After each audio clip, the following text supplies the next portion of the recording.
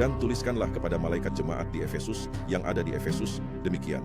Dia yang memegang ketujuh bintang itu di tangan kanannya, yang berjalan di tengah-tengah ketujuh kaki dian emas itu. Wahyu pasal 2 ayat 1. Halo, saya menyapa Anda dengan damai sejahtera yang mulia dari Tuhan Yesus Kristus. Selamat datang di bagian kedua dari seri ini tentang aspek historis dan nubuat dari 7 surat Wahyu. Dalam episode kedua dari seri ini, rencana nubuat gereja dalam 7 surat Wahyu, kita akan membahas tentang surat kepada jemaat di Efesus.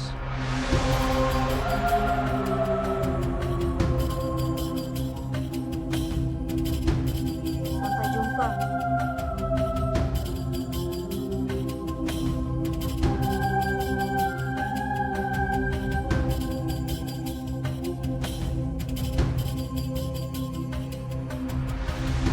Terletak di sini di dekat pantai Moregeus, gereja Efesus terletak di sebuah kota dengan nama yang sama, yang hampir berseberangan dengan Pulau Partimos, tempat Rasul Yohanes diasingkan demi firman Allah dan kesaksian Tuhan Yesus.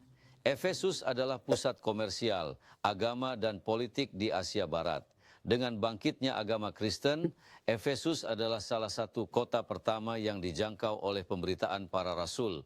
Efesus juga memiliki salah satu teater terbesar di dunia pada saat itu dengan kapasitas 25.000 penonton dari total populasi yang diperkirakan mencapai 400 hingga 500.000. Kota ini merupakan kota terpadat kelima di Kekaisaran.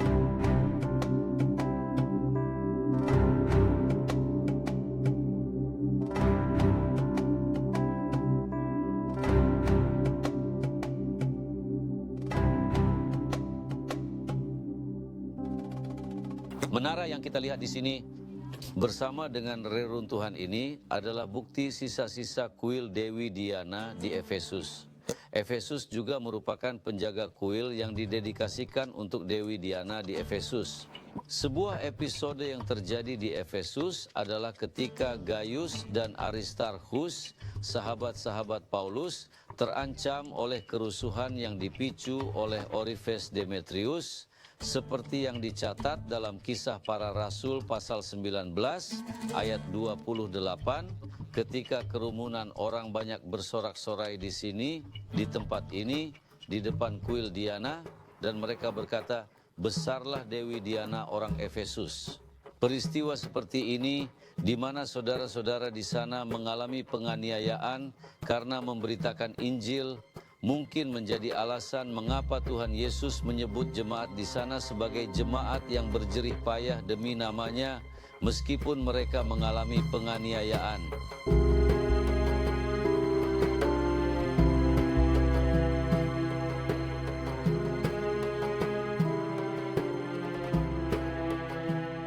Di Efesus ada banyak orang Yahudi dan Romawi yang memiliki sinagoge, di mana Paulus berdebat dengan orang-orang Yahudi menurut Kisah Para Rasul pasal 16 ayat 19. Bukti dari hal ini dapat ditemukan di sini dalam tulisan kandil atau menorah pada batu ini seperti yang dijelaskan di perpustakaan di Efesus ini. Sangat menarik bahwa dalam Kisah Para Rasul pasal 19, dalam ayat 7 dan 8, Alkitab mencatat perjalanan 3 bulan Rasul Paulus di Efesus. Dan pada masa itu, sekitar 12 orang saudara menerima baptisan Roh Kudus melalui penumpangan tangan Paulus.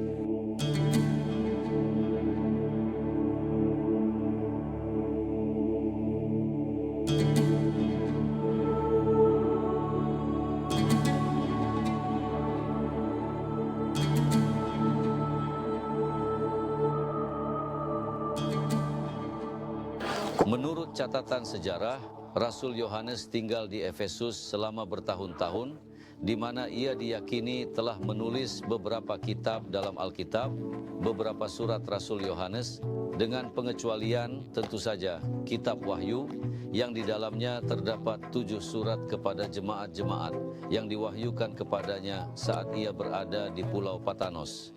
Diasumsikan bahwa surat kepada jemaat di Efesus seperti surat-surat yang lain ditulis antara tahun 90-298 Masehi. Beberapa ahli berpendapat bahwa reruntuhan di Efesus ini adalah tempat di mana Rasul Yohanes dikuburkan.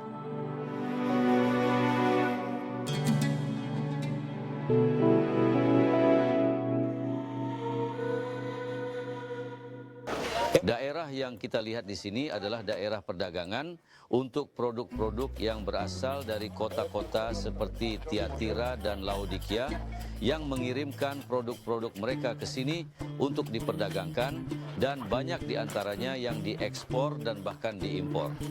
Jadi tempat yang kita lihat di sini adalah sebuah daerah kerja.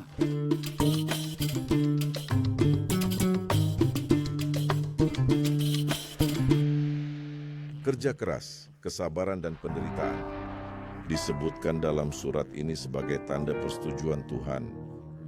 Dalam periode ini, kata Efesus berarti berkenan karena pekerjaan mereka dalam menabur firman Tuhan yang dilakukan dengan kesabaran dan penderitaan berkenan kepada Tuhan.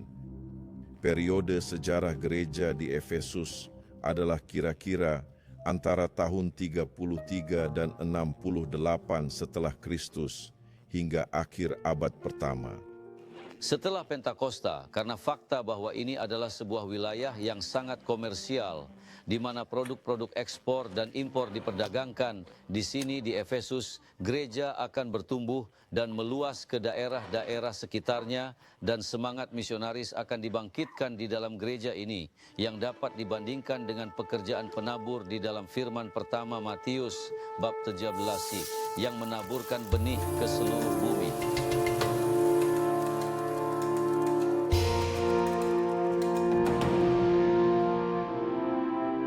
Kita berada di sini di Odeon yang merupakan bagian dari Efesus yang dimaksudkan untuk digunakan sebagai tempat pertunjukan teater, pertunjukan musik.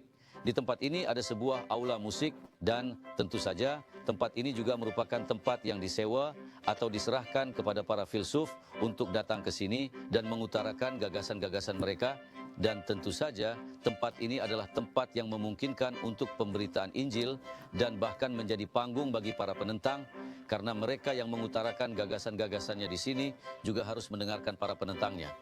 Beberapa pertentangan dapat dilihat misalnya dalam Kisah Para Rasul bab 19 ayat 6, dan pertentangan-pertentangan ini mengingatkan kita pada bagian dari surat Efesus yang terkait dengan perumpamaan penabur, karena Tuhan Yesus membandingkan benih dengan firman Allah.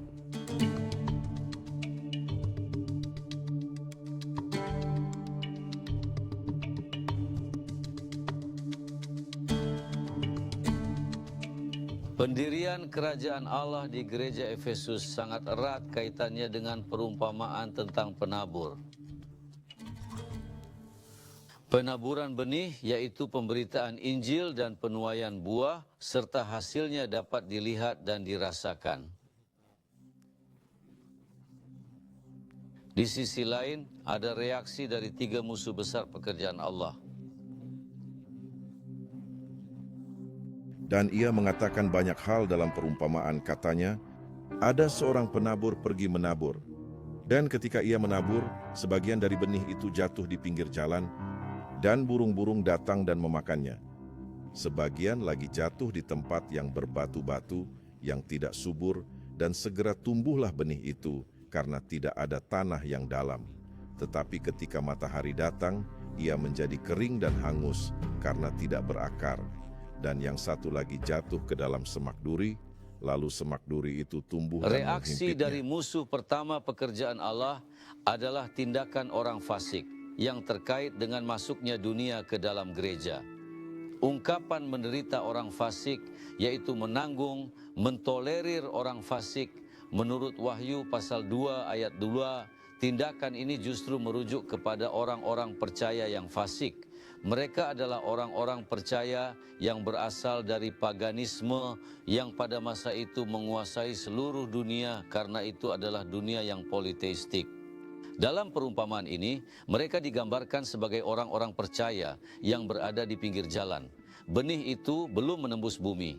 Mereka adalah orang-orang percaya yang tidak menghidupi Injil, tidak melakukan firman Tuhan. Dengan kata lain, orang-orang percaya palsu yang menjadi mangsa empuk bagi si jahat yang diwakili oleh burung-burung di udara menurut Matius bab 13 ayat 19. Reaksi dari musuh pekerjaan Allah yang kedua adalah doktrin palsu di mana kedagingan menang, yaitu akal dan argumen. Ungkapan mereka mengatakan bahwa mereka adalah rasul, padahal bukan. Dalam kitab Wahyu pasal 2 ayat 2 menunjukkan dengan tepat bahwa hal itu dilambangkan dalam perumpamaan dengan tanah yang tidak subur atau tanah yang tidak dalam. Ini adalah orang yang memiliki konsistensi yang kecil atau struktur yang kecil yang tidak mampu bertahan dalam pergumulan. Dia tidak tahan menghadapi cobaan dan panasnya pergumulan membuatnya layu. Ungkapan dalam perumpamaan ini merujuk kepada orang yang hidup dalam kekristenan yang palsu, kekristenan yang teoritis, horizontal, tidak berbuah, layu, tidak bernyawa, atau sekarat, selama hal itu memuaskan kedagingannya. Ini adalah tipe orang yang penuh dengan religiusitas dan kekristenan, tetapi tidak memiliki kehidupan rohani. Ini adalah orang percaya yang tidak memiliki struktur kehidupan rohani. Ia tidak melakukan firman Tuhan, ia hanya hidup dalam emosi keagamaan. Ini adalah tanaman yang bertunas dengan cepat tetapi tidak bertumbuh. Kita dapat menyebutnya sebagai keselamatan teologis atau intelektual yang memberikan orang-orang situasi yang nyaman secara manusiawi tetapi berbahaya secara rohani. Doktrin palsu menarik bagi mereka yang lemah dan juga mendorong pemujaan terhadap kepribadian seseorang. Itulah sebabnya mengapa ada pemujaan terhadap kaisar, seperti halnya saat ini ada pemujaan terhadap para pemimpin, pendiri agama, dan sebagainya. Sekarang reaksi dari musuh ketiga dari pekerjaan akhirnya berbicara tentang kebohongan, yaitu terkait dengan tindakan musuh. Dan itulah sebabnya ungkapan yang mengatakan, engkau mendapati mereka pendusta, dalam Wahyu pasal 2 ayat 2, persis seperti sosok duri dalam perumpamaan. Dan itu berkaitan dengan dusta atau dosa, dengan godaan kekayaan. Benih ketiga yang ditaburkan di antara semak duri, dicirikan oleh doktrin palsu, oleh tanah yang sedikit. Ketika benih itu ditaburkan di antara semak duri, reaksi musuh langsung muncul. Ia mencekik tanaman itu.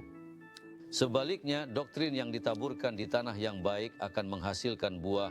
Ada yang 30 kali lipat, ada yang 60 kali lipat, dan ada yang 100 kali lipat. Dan bahwa bagi mereka yang menghasilkan buah dari tanah yang baik, Tuhan Yesus memiliki janji di mana Dia berkata, kepada orang yang menang, aku akan memberi makan dari pohon kehidupan. Wahyu pasal 2 ayat 7 huruf B. Pohon kehidupan adalah tanaman yang kekal, mengingat bahwa pendekatan kita dibuat dalam pengertian kenabian. Kita berada di sini di alun-alun Kaisar Domitianus, yang merupakan kaisar Romawi yang melakukan salah satu dari 10 penganiayaan terhadap gereja, dan ia adalah kaisar yang bertanggung jawab atas pembuangan Rasul Yohanes ke Pulau Patmos. Di tempat ini, bukti keberadaan gereja Efesus adalah bahwa gereja ini mewakili tanah yang baik, gereja yang menerima doktrin. Efesus dapat kita katakan adalah gereja dari doktrin yang didirikan melalui surat-surat para rasul dan tindakan-tindakan para rasul. Dengan demikian, gereja yang setia di Efesus menjadi semakin kuat dan bergerak menuju Smyrna, tetapi dalam kondisi gereja yang setia. Namun, gereja yang tidak setia di bawah pengaruh pergumulan dan tentu saja pencobaan yang telah dilaluinya meninggalkan kasih yang mula-mula, menjadi dingin, menjadi kecewa dan murtad. Pelajaran dari periode ini terletak pada kenyataan bahwa dihadapkan pada pergumulan yang dialaminya, gereja bereaksi dan merespons dengan doktrin yang merupakan gandum yang diwakili dengan tepat oleh doktrin yang didirikan di sana pada abad pertama di dalam gereja. Kesimpulannya adalah bahwa doktrin selalu muncul setelah pengalaman hidup yang merupakan kebalikan dari apa yang dikhotbahkan oleh banyak agama Kristen. Perlu dicatat bahwa sisa-sisa umat yang setia yang menerima doktrin dan pergi ke Smyrna menghadapi berbagai macam tantangan dan muncul sebagai pemenang. Juga dipahami bahwa doktrin atau gereja yang diindoktrinasi gereja itu, Tuhan akan dapat memimpinnya untuk mengatasi semua rintangan pada masa kini.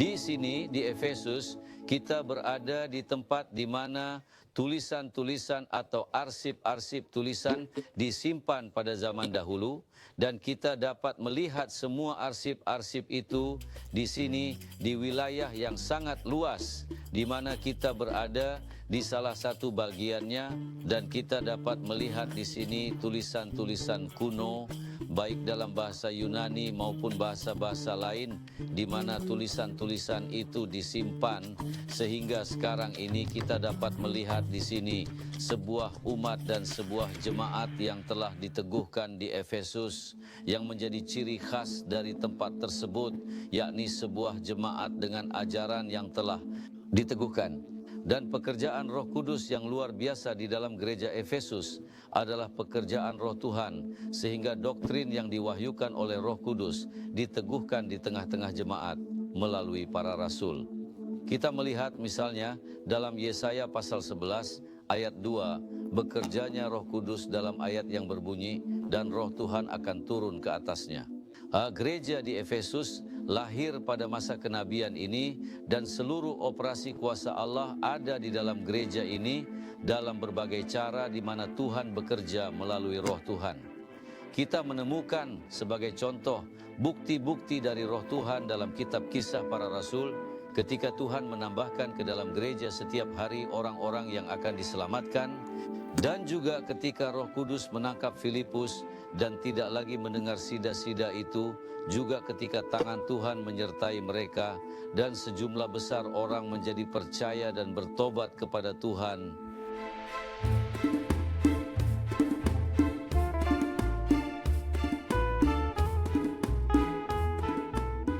Kita menemukan dalam surat-surat kepada jemaat-jemaat beberapa penekanan tentang pekerjaan Roh Kudus, dan di Efesus kita menemukan penekanan tentang pekerjaan Roh Tuhan seperti yang tercatat dalam pasal 2 ayat 1 kitab Wahyu yang berbunyi, "Dialah yang memegang ketujuh bintang itu di tangan kanannya dan yang berjalan di tengah-tengah ketujuh kaki dian emas itu." Wahyu 2:1. Kepada jemaat ini Tuhan Yesus memberikan janji yang tertulis di pasal 2 ayat 7 yang berbunyi, "Barang siapa menang, ia akan kuberi makan dari buah pohon kehidupan." Kepada jemaat yang telah menyerap benih seperti tanah yang baik melalui doktrin yang dibangun oleh para rasul, Tuhan meyakinkan jemaat tersebut bahwa ia akan memberikannya makan dari pohon kehidupan yang ada di tengah-tengah Firdaus Allah. Surat ini diakhiri dengan sebuah nasihat. Siapa bertelinga, hendaklah ia mendengarkan apa yang dikatakan Roh kepada jemaat-jemaat. Wahyu pasal 2 ayat 7. Ini mengakhiri bagian kedua dari seri rencana kenabian gereja tentang ketujuh surat dalam kitab Wahyu, dan kita menantikan bagian berikutnya ketika kita akan berfokus pada surat kepada jemaat di Smyrna. Sampai jumpa dan damai sejahtera dari Tuhan Yesus Kristus.